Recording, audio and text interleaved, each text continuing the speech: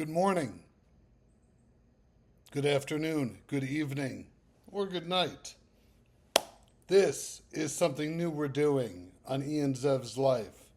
This is Democratic Boot Camp with the election 63 days away. We cannot get complacent. So this is going to be the first of a few editions of Democratic Boot Camp, where I'm going to show you how to retort to any argument a Trump supporter can make, and how you can show why voting for the Democratic ticket, at this point it is Kamala Harris and Tim Walz, is smarter for everybody than voting for Trump Vance or any third party. I know RFK just dropped out and endorsed Trump because he wants illegal patronage. But thank you for taking the class. I know it cost you a lot. Free. That's what school should be, right? Okay. Step one, you have to do before any debate or any discussion of the political environment is see if it's worth having.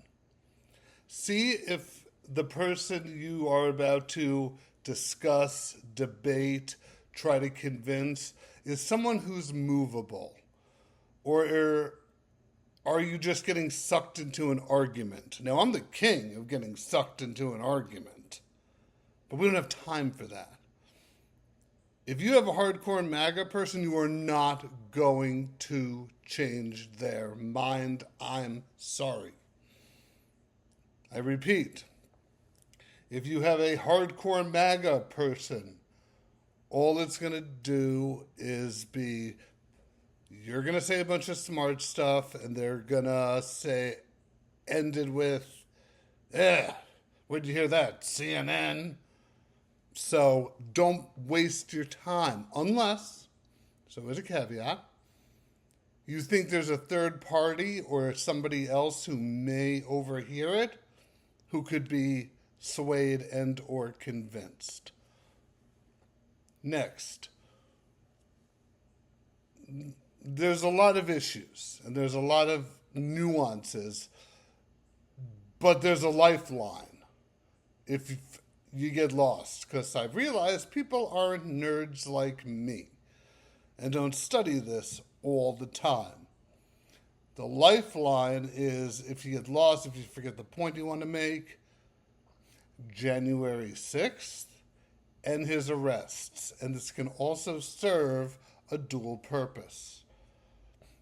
If you bring up January 6th and the person you're discussing it with says, I think that was an inside job, or the FBI sent them, or that was Antifa, you know you're dealing with someone whose mind can't be changed, because it's an asinine belief.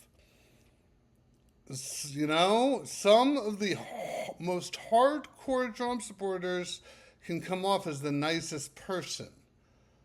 So you got to throw them a little, some questions that'll give you the answers. So if you bring up January 6th and they really answer with anything other than Trump lost to Biden in 2020 in a free and fair election, if they want to argue that, you can hit them really quickly with 63 courts decided those are the Democrats. About 2/3 of those judges were appointed by Republicans. Rhinos. 8 of those judges were actually appointed by Trump himself. Oh, well, that was on procedure, not the actual facts of the matter. Well, 2 of them, written by Trump judges, actually are titled,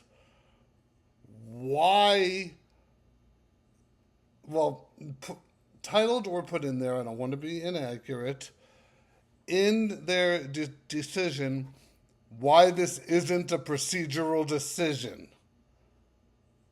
Like, those words are in there, written by somebody appointed by Trump, explaining why Trump lost the election. So, you have them on that. But that's really just a way to exit stage right of the conversation. Because no one hasn't heard that. They've probably heard it till their ears bleed. If someone's going to switch from Trump to Kamala, or undecided to Kamala, we got to give them something new. Or make them at least more open-minded. And you'll be able to feel them out. You know the F your feelings people, as opposed to someone who's actually curious to learn. It's not hard to decipher, but it's the hardest one to teach because I'm not a psychologist. But those are just some easy ways to know, to pick up on if the person is worth having the conversation with. Again, you're not trying to look good. You're trying to get Kamala Harris elected president and save our democracy. Questions about January 6th, or, should I be more specific, answers to questions you ask about January 6th will let you know whether or not this individual is worth debating.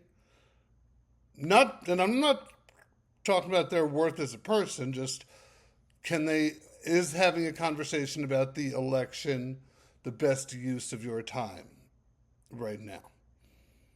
Because if they are immovable, don't try. Find the people who are movable.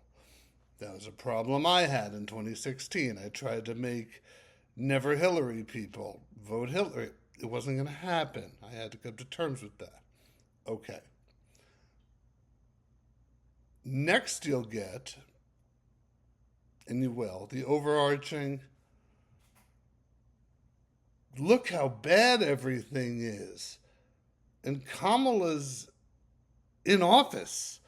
She's the vice president. So why is she asking for a promotion when she hasn't done us good the past 4 years?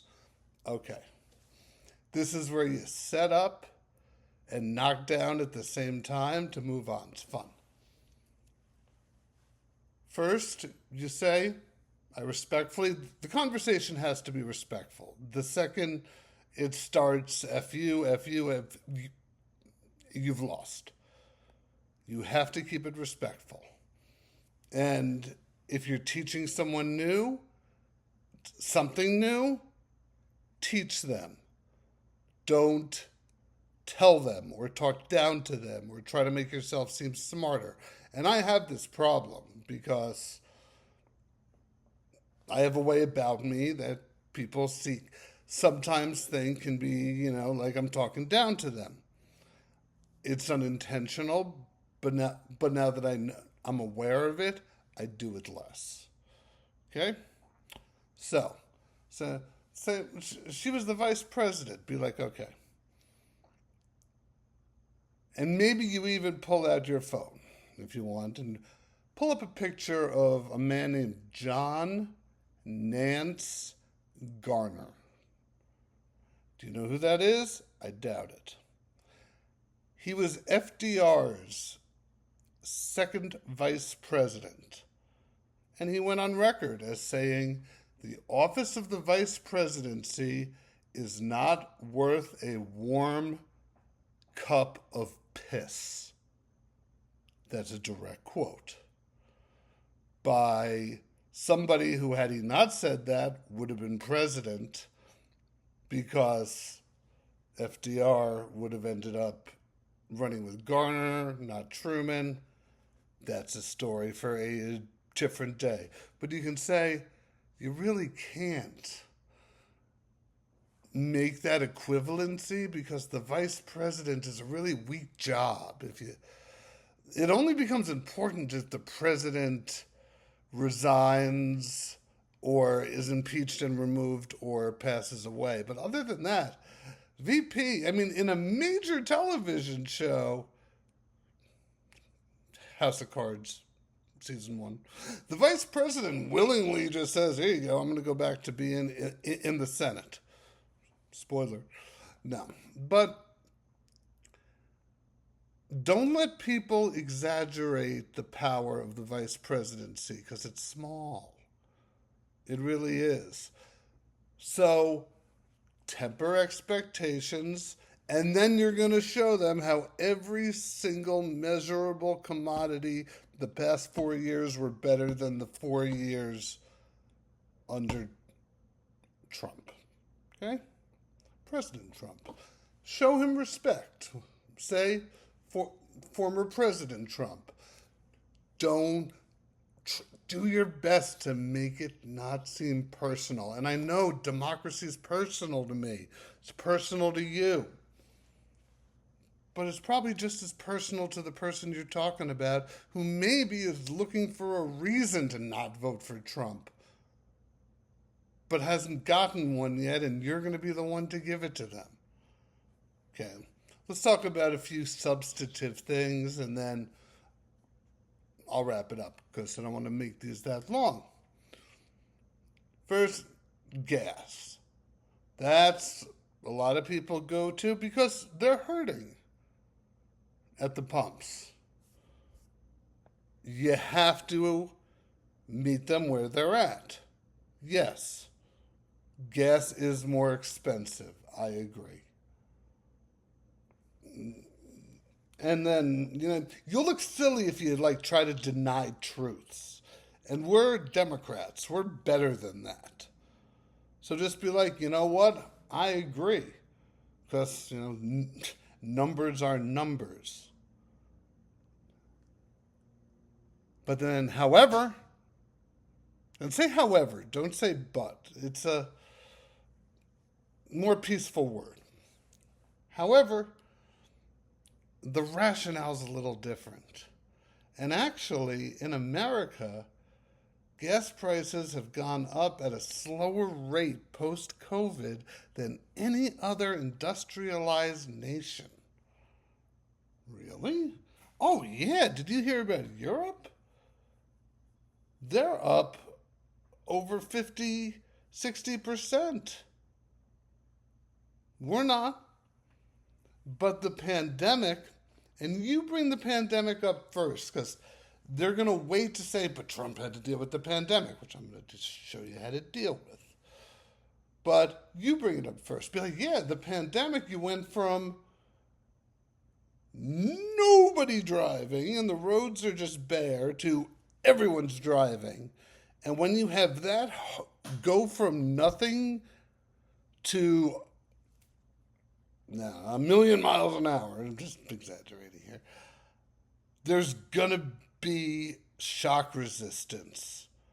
And it's shock resistance like we've never felt. And it was Biden's job, the Biden-Harris administration. See, there's some debating there. If you're going to say something negative about it, just say Biden. If you're going to say something positive, say the Biden-Harris administration. Psychology. So, you say, yeah, the Biden-Harris administration has at least been able to keep the prices of gas to a rate it would have been under natural inflation. And then you're opening up the inflation conversation, which you're going to have. Because Trump supporters, they are hurting. Everyone's hurting. Things are more expensive. That's a fact. We can't hide behind facts. Okay? We don't lie.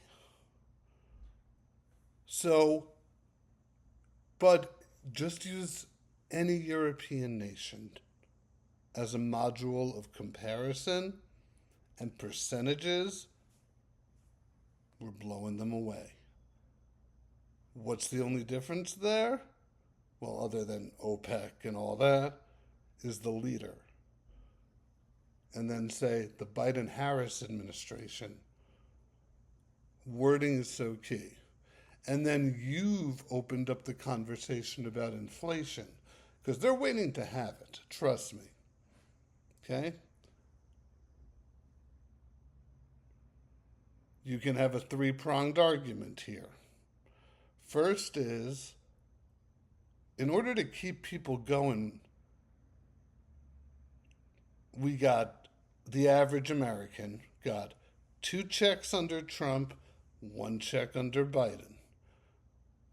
There was no inflation issue until that 1 check under Biden went out, because that's when people started going back to work. So, just explain it to someone, or even have them explain it to you. If you pump money in,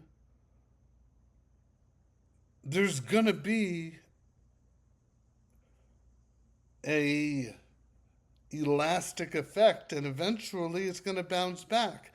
But it was the Biden-Harris administration's job to make sure that bounce back didn't throw us beyond typical inflation levels that had the average 2%, which Trump was able to maintain. Give him some credit to show you're coming in peace. The total number is about the same under Biden.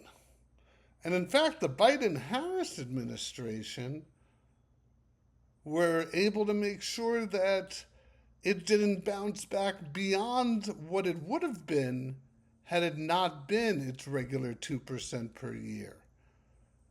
But it was the speed in which the slingshot was released that caused prices to go crazy. And again, just compare it to any European country, because you have the facts on your side. Like, take their knowledge and have them explain to you why you're right. Okay? You can do it. Because, yeah, inflation sucks, but guess what? If there was no COVID or anything, the numbers would still be the same. They just would have affected us over a different period of time. Because there was a lot of deflation when we were all locked away. No one talks about that. You know? You know what I'm saying? One thing, it's just explaining about how all Trump and MAGA are doing are smoking mirrors and trying to make things look like A when they really B. Convince the person you're trying to convince that they're actually right. They're just looking at it a little wrong. Because once you make it personal and you versus them, you're going to lose. It has to be something you and this individual work towards together. Next, jobs. This one's easy. Because Trump just lied. He just lies. Okay. And everyone likes to use COVID. You know what? Rewind for a second. The COVID thing? Trump was president of the United States. He doesn't get to use COVID-19 as an excuse for anything. He was commander-in-chief, and it was his responsibility to keep the country afloat. And not only was it his responsibility, so we can't say, well, yeah, but this happened. You don't see people blaming FDR or justifying FDR or whatever on the Great Depression. No. Or you don't see a bunch of people, a big Herbert Hoover contingent saying, well, he had to deal with the Depression, extenuating circumstances. No, he's gone down as one of our worst presidents. Because you deal with the circumstances you're given. And on top of that, upon leaving office, President Barack Obama gave future President Trump, at that point President-elect Trump, a fully organized pandemic response plan. But because Trump wanted to look good, he's like, I don't need that. I'll come up with my own, and didn't. And just tore it up. Obama gave him a step-by-step plan on what they expect to happen, what could happen, and what to do when it happens, but he wanted to look better. Would have it worked? I don't know. I haven't read it. Because it doesn't exist anymore. Because Trump didn't read it. Okay. I had to get that out of there. That was one negative about the convention that someone should have brought up. The fact that Trump literally threw out the Obama pandemic response plan. Because I didn't write it, although I don't write. I'll just take credit for it. Like, he could have even taken credit for it. I don't even think Obama would have cared. Okay, jobs. People are going to blame COVID on this one. Okay, simple math here. And I am not a math guy. Okay? By February 2020, which was about a month before COVID had any real effect in America,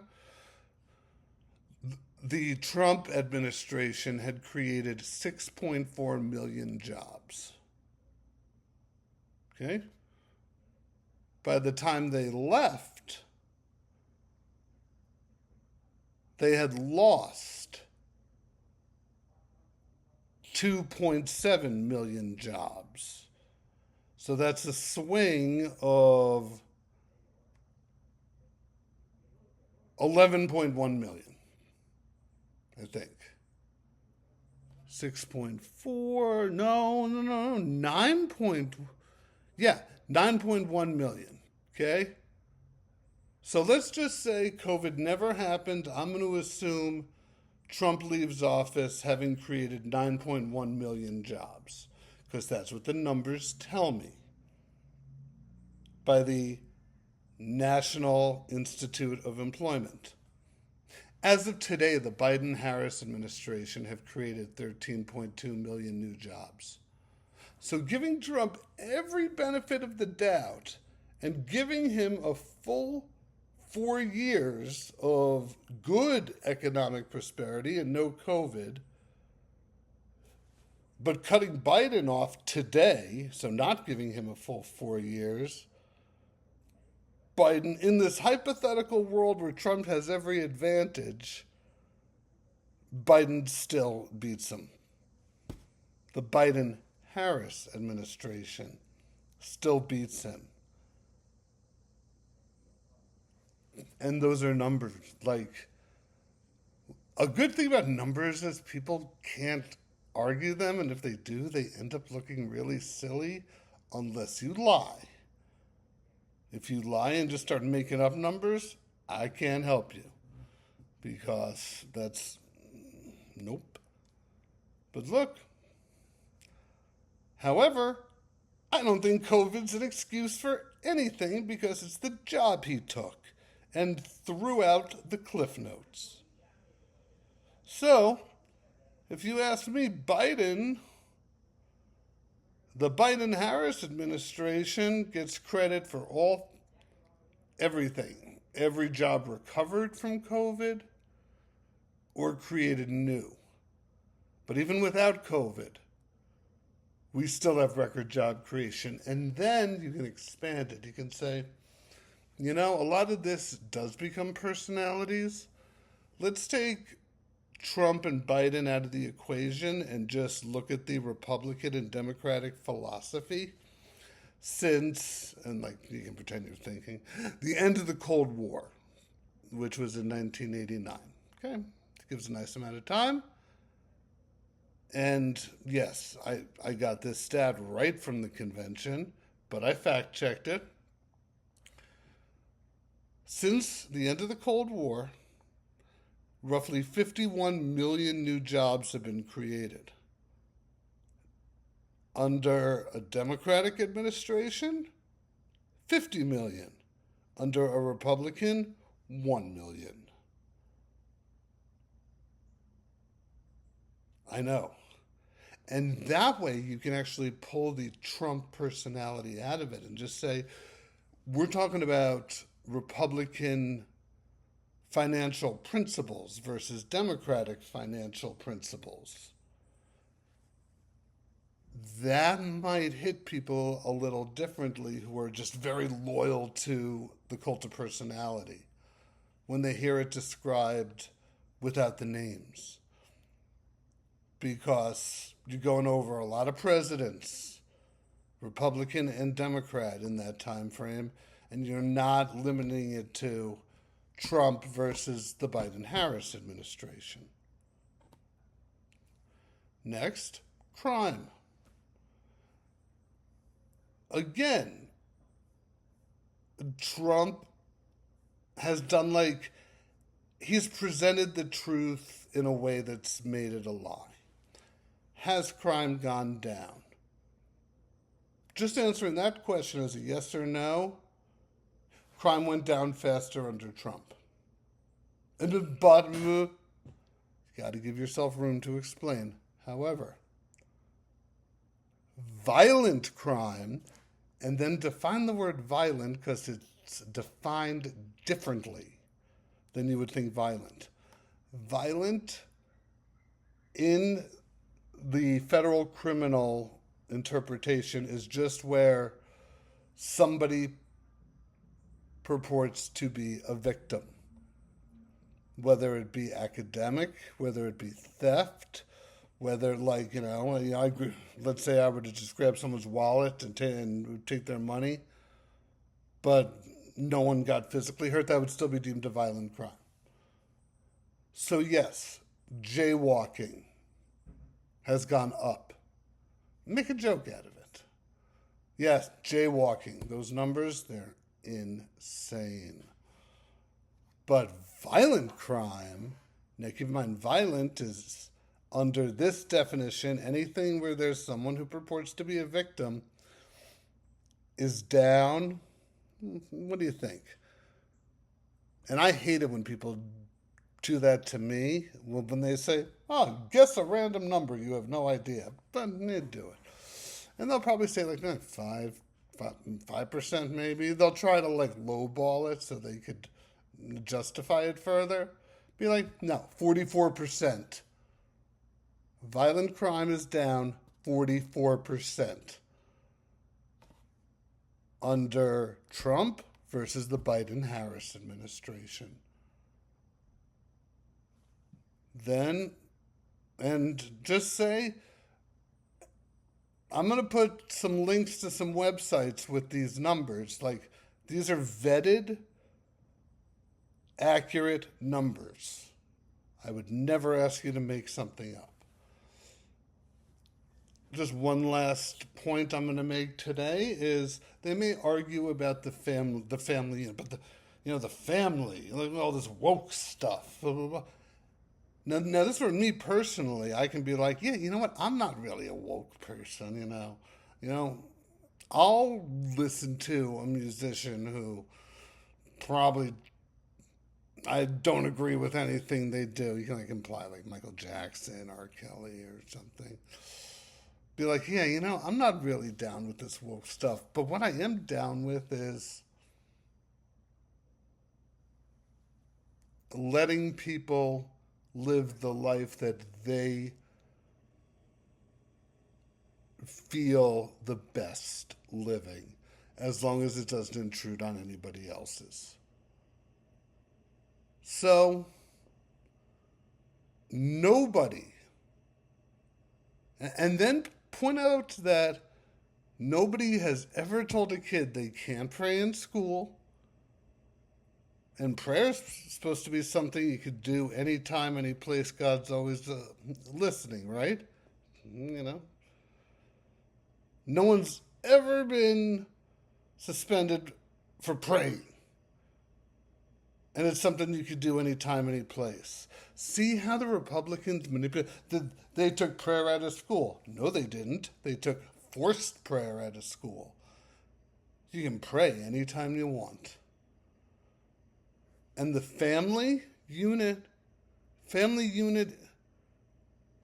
is so much broader now. It's not just mom, dad, boy, girl, which is the family I grew up in, white picket fence. I think we had just a wooden fence that the neighbors installed and we didn't even like that. But you know what I mean. Just be like, well, now this is a family, this is a family, this is a family, and we celebrate diversity. And then, so that's more of like and then, if you're talking with a man, if it's a man on man conversation, and I really hate to have to, say that, but it's how society is right now. If it's a man talking to a man, be like, we have a chance to redefine what masculinity is. Like, I've had enough of the Republicans being, yeah, you gotta be a man, drink beer, bang biatches, blah, blah, blah. No, that's not what it is. It's showing up for people. It's taking care of your business. That we're taking masculinity back. Because when most people think of the word masculinity, what's right in front of it? Toxic. But it doesn't have to be. It can be a word that people take pride in. This is something I'm dealing with personally now. And then, no matter what, finish the conversation on a good footing. I'm going to leave the immigration defense for tomorrow, because that one's going to take a little longer. But just realize they're going to come at you with but look at the crisis at the border. Here's a coming attraction. Oh, yeah.